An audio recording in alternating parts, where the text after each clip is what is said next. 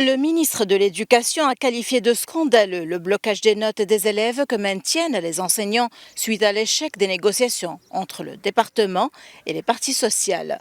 En réaction au maintien du blocage des notes des élèves, le département de Mohamed Ali Bourdili a opté pour l'escalade en limogeant 350 directeurs d'école et en retenant les salaires de juillet pour 17 000 enseignants.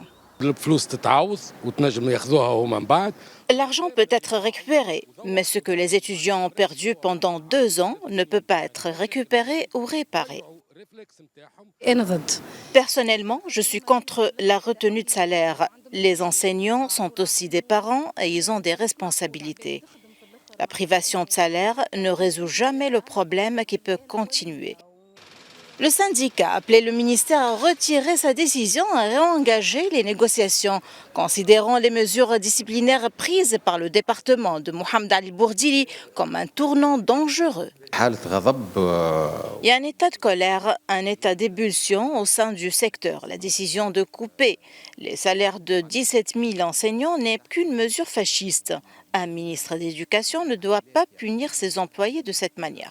Le ministre de l'Éducation parle d'un État fort. Un État fort ne punit pas. Un État fort préserve les droits des employés. Nous sommes tous unis et nous allons prendre des mesures d'escalade.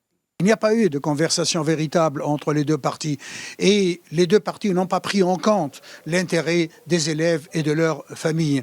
Et c'est vraiment dommage. Ce qu'il faudrait, c'est revenir à la même table, parler sincèrement avec des concessions d'un côté et de l'autre et mettre à l'avant l'intérêt de l'élève. A signaler que des centaines de directeurs d'école avaient présenté leur démission en réaction à la décision du ministère de l'Éducation.